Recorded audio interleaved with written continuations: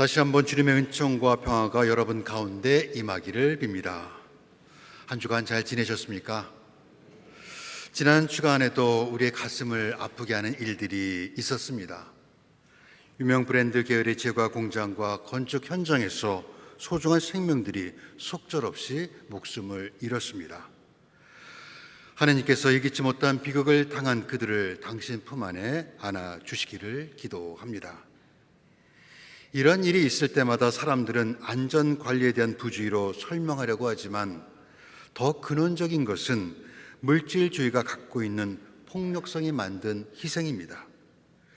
우리 사회의 생명 존중의 기운을 불어넣는 것은 그리스도인들의 책무 가운데 하나입니다. 우리가 예배를 드리는 것은 나 혼자 잘 살고자 함이 아니라 모두가 하느님께서 이루시는 새 하늘과 새 땅의 기쁨을 누리도록 하기 위해서입니다. 생명 존중에 대한 우리의 관심과 노력이 더 커지도록 하나님의 자비와 도움을 청하며 오늘 말씀을 나누도록 하겠습니다. 성부와 성자와 성령의 이름으로 말씀드립니다. 오늘 이야기는 지난주일 복음인 과부와 재판관 비유와 한 세트를 이루고 있는 기도에 관한 두 번째 가르침입니다. 첫 번째 비유에서 우리는 부당한 재판관을 두려워하지 않고 올바른 판결을 청하는 과부의 모범을 따르도록 초대받았습니다. 두 번째 비유인 오늘 이야기에는 극명하게 대비되는 두 인물이 등장합니다. 이야기의 요점은 이렇습니다. 어느 날 바리사이파 사람과 세리가 기도하기 위해 성전에 올라갔습니다. 성서에서 바리사이파 사람들은 예수님을 반대하는 적대적인 인물로 흔히 묘사되고 있지만 이는 편견일 수 있습니다. 사실 그들은 하나님의 말씀대로 살아가는 사람들로 신앙과 성결의 삶을 추구했던 청교도들에 비견할 만합니다. 그들보다 더 신앙적인 사람은 없었습니다. 율법을 지키고 유대 종교가 요구하는 모든 의식을 준수하고 가난한 사람에게 후하게 기부하는 것을 잊지 않았던 그들은 사회적으로도 존경과 신뢰를 받았습니다. 또한 그들은 수입의 10분의 1을 바치고 기도와 단식에서도 누구보다 열심을 기울이는 신앙의 모본이 되는 사람들입니다. 성직자라면 누구나 그런 사람을 자기 교회 신자로 갖고 싶어 하는 유형의 인물입니다. 반면 세리는 식민지 종주국인 로마의 하수인으로 동족들에게 정해진 이상의 세금을 거두어 부를 축적했습니다. 그들은 유다인들의 편에서 볼 때 민족의 배신자이고 사기꾼이었고 율법에 비추어 보아도 분명히 죄인이었습니다. 그런데 오늘 이야기의 놀라운 결말은 잘 들어라. 하나님께 올바른 사람으로 인정받은 사람은 바리사이파 사람이 아니라 바로 세리라는 예수님의 선언입니다. 그렇다면 바리사이파 사람에게 어떤 문제가 있습니까? 오, 하나님 감사합니다. 저는 다른 사람들과 달리 음탕하지 않을 뿐더러 세리와 같은 사람이 아닙니다. 저는 일주일에 2번이나 단식하고 모든 수입의 10분의 1을 바칩니다 라고 끝나는 그의 기도는 거짓이 아니라 전부 사실입니다. 그렇다면 우리는 그의 기도를 재구성해 볼 필요가 있습니다. 그는 기도를 감사의 말로 시작했지만 실제로는 온통 자신에 관한 이야기뿐입니다.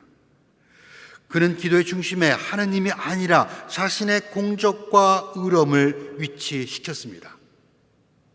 그런데 바로 그가 내세운 공적과 의로움에 스스로 걸려 넘어지고 맙니다. 그는 입술로는 하나님께 감사를 표했지만 자신의 거룩함과 순결에 대해 너무 확신했기에 하나님께 아무것도 필요로 하지 않았습니다. 그는 스스로 의로운 사람이라고 자부하고 있습니다. 더구나 그는 기도 중에 저는 세리와 같은 사람이 아닙니다라고 가엾은 세리를 끌어들여 비교하고 있습니다. 그러나 사실 세리는 바리사이파 사람들의 이익을 위해 일하는 사람입니다. 사도 바울로가 로마서 4장에서 모든 사람이 죄를 지었기 때문에 하느님이 주셨던 본래 영광스러운 모습을 잃어버렸다고 탄식할 때, 그는 자신의 눈에 있는 통나무를 보지 않고 세리의 눈에서 티끌을 찾았습니다.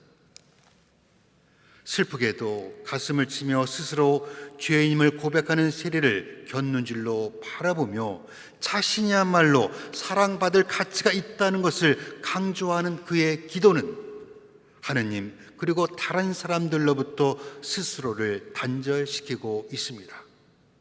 그는 믿음의 요점을 놓치고 자신의 작은 의로움의 포로가 되었습니다. 우리가 잘 아는 동화 백설공주에서 왕비는 거울을 보고 매일같이 거울아 거울아 세상에서 누가 제일 예쁘냐 하고 물었습니다. 거울은 당신께서 제일 예쁘답니다 대답합니다. 그런데 어느 날 거울은 누가 제일 예쁘냐는 왕비의 질문에 백설공주라고 대답합니다. 그것을 받아들일 수 없었던 왕비는 질투심에 가득하여 스스로 파멸의 길로 치닫게 됩니다. 바리사이파 사람들이 똑같이 그랬습니다. 아브라함의 자손을 자부하며 자신들이 최고인 줄 알았는데 예수님이 오셔서 세리와 죄인들을 높이시자 예수님을 죽이기로 한 것입니다. 그나마 왕비의 거울은 진실을 말해 주었지만 바리사이파 마음속에 있는 거울은 진실이 아니라 그들이 원하는 답을 말하도록 설정되어 있었습니다. 그들이 심사가 불편하더라도 차라리 왕비의 거울처럼 진실을 들으려고 했다면 오늘 이야기는 달라졌을 것입니다. 만약 그랬다면 그들도 하나님으로부터 의롭다고 인정받았을 것입니다.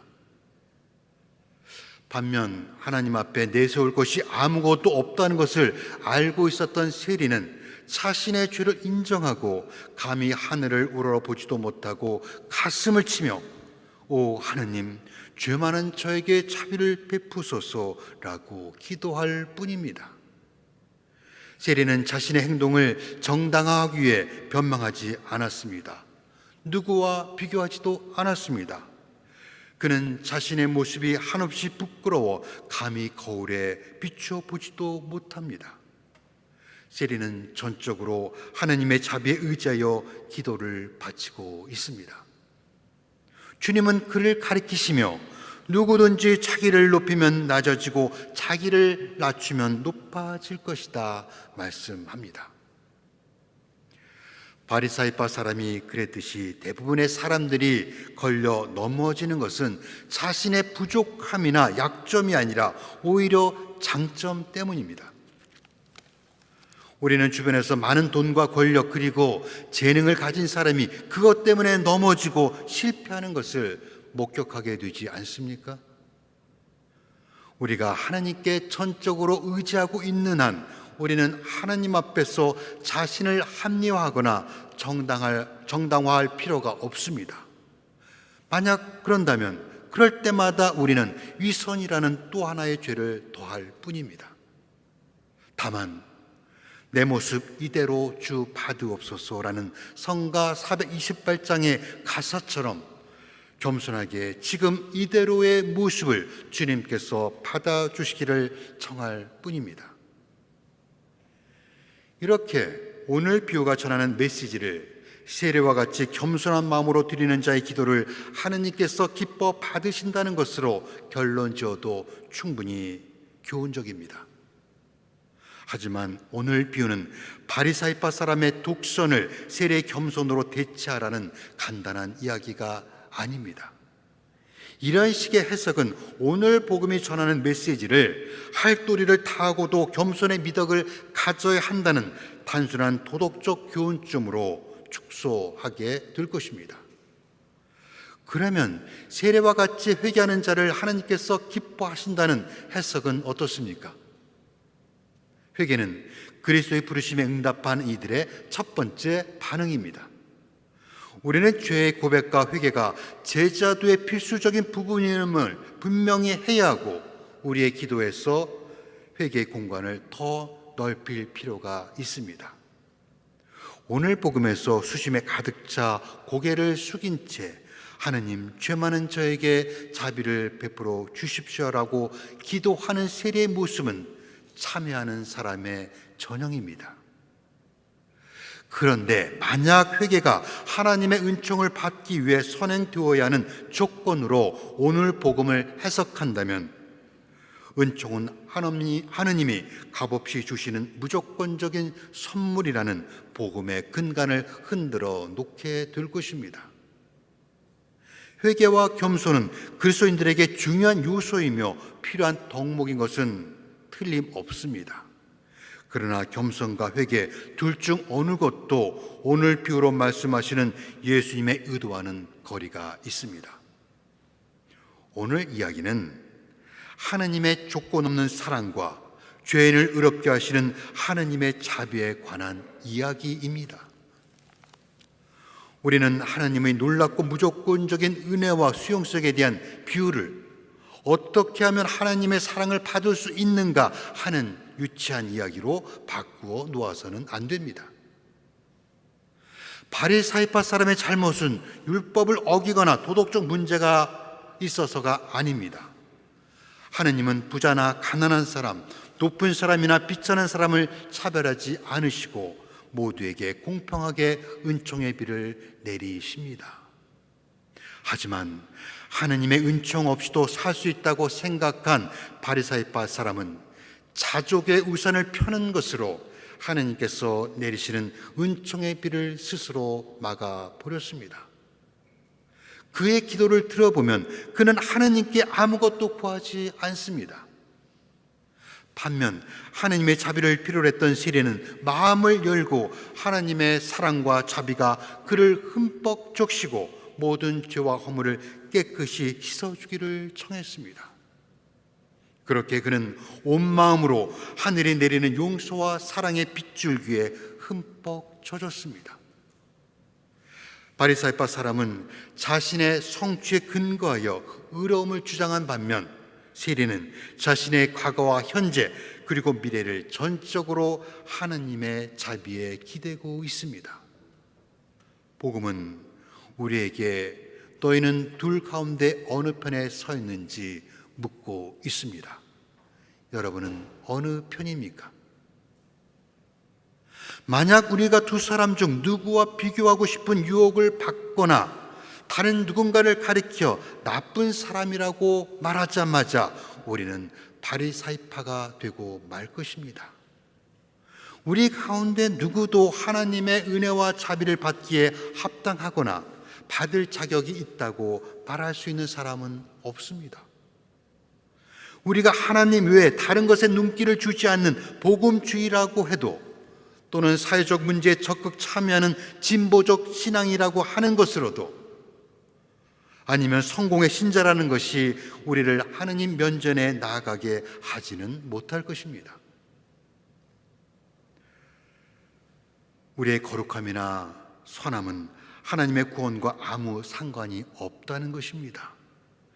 하나님으로부터 의롭다 인정받은 세리는 바리사이파 사람처럼 경건해지거나 세리장 zak개오처럼 자신이 손해를 입힌 사람들에게 배상을 약속하지도 않았습니다. 그저 예수 기도라고 불리는 오 하느님 죄 많은 저에게 자비를 베풀어 주십시오 하는 한마디로 족했습니다. 그러면 우리는 어떤 조건이나 제한도 없이 그분의 사랑을 경험하게 될 것입니다. 그래서 우리에게 필요한 유일한 기도가 있다면 그것은 세리의 짧은 기도뿐입니다. 죄 많은 저에게 자비를 베풀어 주십시오. 연약한 우리는 우리가 조건 없는 사랑을 할 수 없다는 것을 너무나 잘 알고 있습니다. 그래서 인간의 유한한 사랑에 대한 경험을 하나님께 투사합니다. 하나님의 사랑을 받기 위해 무엇을 해야 할까 하는 생각은 거기서 비롯합니다. 그래서 바리사이파 사람은 자신이 하나님의 사랑을 받기에 충분한 자격이 있다는 것을 보여주기 위해 두 손을 높이 들고 큰 소리로 자신의 의로움을 떠버립니다. 그러나 그의 자랑은 모든 것이 헛된 것이 되고 맙니다. 반대로 세례는 자신을 낮추어 하나님으로부터 의로움을 인정받았습니다. 그렇다고 겸손이야말로 하나님의 마음에 드는 방법이라는 것을 말하라는 것은 아닙니다. 하나님은 그런 식으로 작동하지 않습니다. 세리의 겸손은 하나님의 인정을 받는 방법이 아니라 하나님의 사랑에 열린 자세였습니다. 따라서 오늘 비유는 기도하는 우리의 태도에 방점이 있지 않습니다. 소외된 자를 환대하고 가난하기에 경건할 수 없는 이들을 정당화하며 도움이 필요한 모든 사람을 치유하시는 예기치 못한 은혜와 기쁨, 그리고 하느님의 자비에 관한 이야기입니다. 예수님께서 우리에게 기대하는 것도 바로 그것입니다. 예건에 7세기에 살았던 참회자 성 막시모스는 이렇게 말하고 있습니다. 인간 본성의 약함을 깨달은 사람은 하나님의 신성한 권능을 경험하게 됩니다. 그는 결코 어느 누구도 하찮게 여기지 않습니다. 그는 도움이 필요한 사람을 하나님을 대신하여 치료하고 돌보는 선하고 사랑스러운 의사와 같습니다. 그렇습니다. 기도는 하나님을 감동시켜 더 많은 혜택을 받아 나 혼자 잘 되려는 것이 아닙니다. 기도는 하나님의 뜻이 하늘에서와 같이 땅에서도 이루어지기를 위해 헌신하는 이들의 결의입니다. 하나님은 당신의 자비를 배워 실천하는 우리 안에 살아 계십니다. 성부와 성자와 성령의 이름으로 말씀드렸습니다.